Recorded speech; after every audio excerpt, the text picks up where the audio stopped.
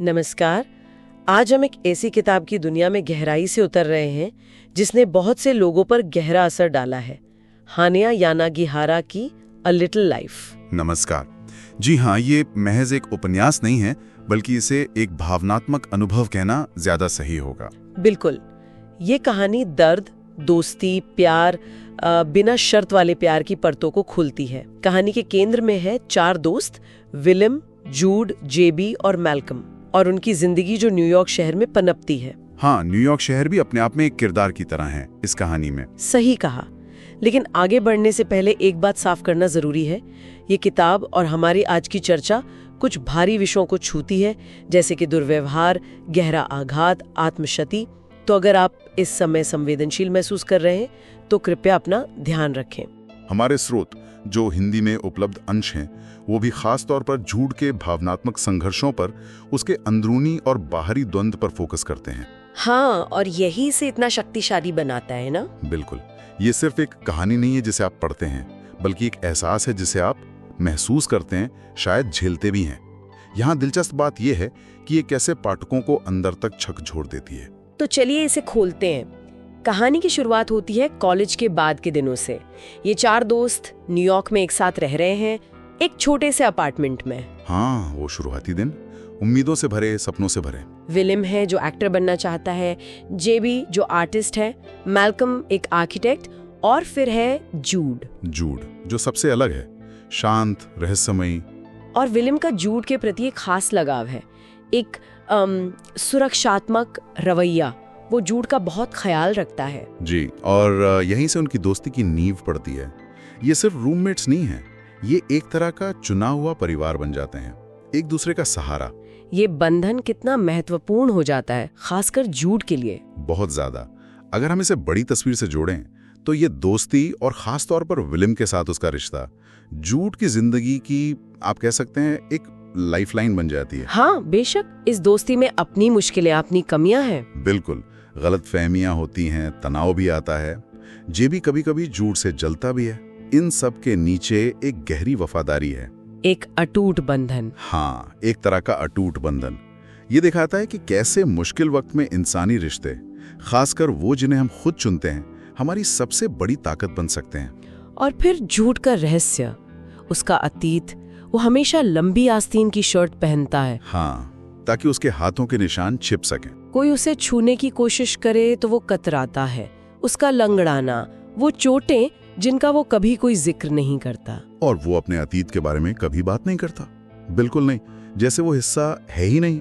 ये बात बहुत हैरान करती है कि वो एक बेहद कामयाब वकील है, बहुत सम्मानित, लेकिन फिर भी उसकी आंखों में, उसके व्यवहार में एक गहरा अपराध बोध दिखता है। हाँ, जैसे वो इन सब अच्छी चीजों के लायक ही नहीं है।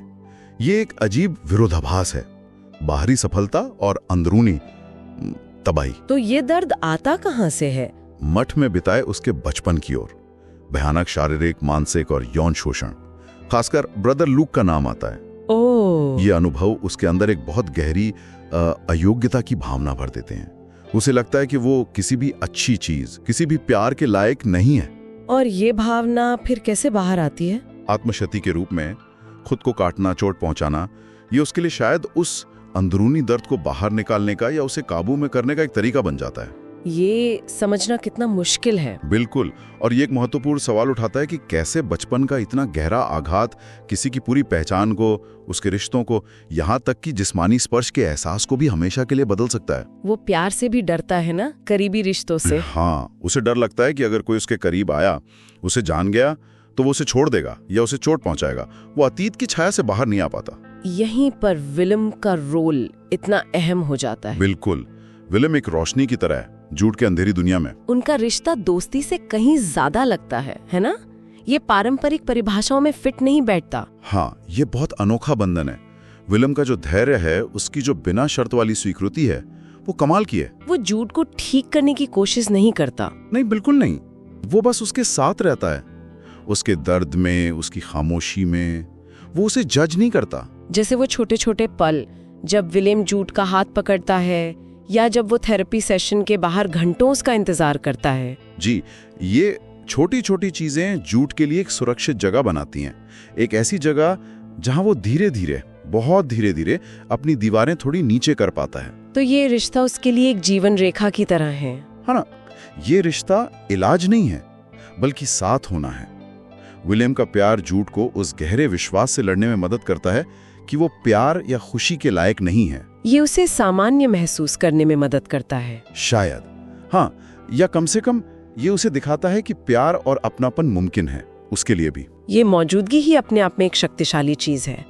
ये जूड को एक उम्मीद देती है कि शायद सब ठीक हो सकता है।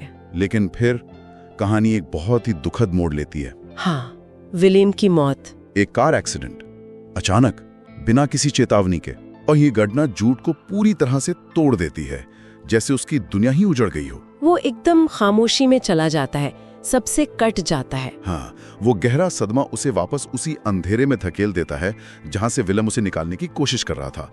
आत्मशती की आदतें और ज्यादा बढ़ जाती हैं। उसका जो सपोर्ट सिस्टम था वो बिखर जाता है, यहाँ तक कि हैरोल्ड, जो उसके पालक पिता की तरह है, उन तक भी वो नहीं पहुंच पाता। सही कहा। इस नुकसान की अंतिमता को समझना बहुत जरूरी है। विलियम सिर्फ एक दोस्त या प्रेमी नहीं था, वो जूड के अंदरूनी दर्द के खिलाफ उसकी जवाबी कहानी थी। उसका कवच। हाँ, उसका कवच, उसकी ढाल, उसकी उम्मीद। विलियम के बिना जूड न सिर्फ अपना सबसे बड़ा सहारा खो देता है, बल्कि अंधेरे से लड़ने की अपनी वजह, अपनी ताकत भी खो देता है। दर्द उसकी पहचान बन जाता है। बिल्कुल, ऐसा लगता है कि अब दर्द के सिवा कुछ बचा ही नहीं है। विलियम वो आवाज था जो कहती थी कि तुम लायक हो, तुम्हारे साथ बुरा हुआ, लेकिन तुम बुरे नहीं हो। वो आवाज चली गई। और फिर कहानी अपने अंत की तरफ बढ़ती है, जूड का अंतिम निर्णय। हाँ, वो बहुत धीरे धीरे, बहुत खामोशी से पीछे हटने लगता है। हाँ, अपने सारे काम निपटाता है, चीजों व्यवस्थित करता है, हैरोल्ड के लिए एक खत छोड़ता है। और फिर वो अपनी पीड़ा को खत्म करने का रास्ता चुन लेता है। इसमें कोई मेलोड्रामा नहीं है, कोई चीख पुकार नहीं, बस एक गहरी थकावट, एक शांत फैसला। ये अंत बहुत भारी है। बहुत भारी। कोई आसान जवाब नहीं है यहाँ, कोई हीरो वाली विदाई नहीं, कोई परिकथा वाला सुखद अंत नहीं। ये बस उस असहनीय, लगातार बने रहने वाले दर्द का प्रतिबिंब है जिसे कुछ लोग अपनी जिंदगी में झेलते हैं। लेकिन क्या इसमें कोई उम्मीद है? क्या प्यार का कोई मतलब रह जाता है? कि जूड भले ही खुद को हमेशा अयोग्य समझता रहा, लेकिन उसने प्यार पाया था। विलियम का, हैरोल्ड का, उसके दोस्तों का। हाँ, वो प्यार सच्चा था। बिल्कुल, वो प्यार बहुत गहरा और सच्चा था। भले ही वो प्यार जूड के उन जख्मों को पूरी तरह भरने के लिए काफी साबित नहीं हुआ, जो बहुत पहले बहुत गहरे लग चुके थे।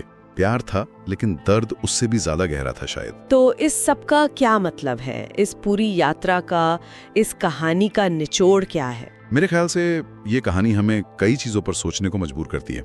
एक तो गहरे आघात की ताकत, कि वो कैसे किसी इंसान की पूरी जिंदगी को अपनी गिरफ्त में ले सकता है, और दूसरी तरफ प्यार और दोस्ती की शक्ति, और शायद उनकी सीमाएं भी। हाँ, उनकी शक्ति भी और उनकी सीमाएं भी। और फिर बस जिंदा रहने के लिए जो रोज का संघर्ष होता है, जो लड़ाई होती है, उसके बारे में। कभी कभी सिर्फ टिके रहना, हार न मानना, अपने दर्द को स्वीकार करना और मदद मांगना, यही अपने आप में बहुत बड़ी बहादुरी है। बिल्कुल सही। और हमें जरूरत पड़ने पर किसी का विलेम बनने की कोशिश करनी चाहिए, यानी बिना शर्त, बिना जजमेंट के किसी के साथ खड़े रहना। लेकिन फिर वो ये सवाल भी उठाते हैं कि जब कभी कभी प्यार भी उन गहरे जख्मों को भरने के लिए काफी नहीं होता, तब किसी ऐसे इंसान का साथ देने का असल मतलब क्या है जो इतनी गहरी अनदेखी अथाह पीड़ा से गुजर रहा हो? ये एक मुश्किल सवाल है। बहुत मुश्किल। एक समाज के तौर पर हम ऐसी तकलीफ से कैसे जुड़ते हैं जिसका कोई आसान हल नजर नहीं आता? हम उस व्यक्ति के साथ कैसे रहें जिसे शायद ठीक नहीं किया जा सकता, बस जिसके साथ रहा जा सकता है? ये वो सवाल है जो ये किताब हमारे लिए छोड़ जाती है। आज की इस बातचीत को यहीं रोकते हैं। हमारे साथ जुड़ने के लिए आप सभी का धन्यवाद। और हाँ, हमारे चैनल को सब्सक्राइब करना ना भूलें। अगली बार फिर मिलेंगे एक नए विषय के साथ। धन्यवाद।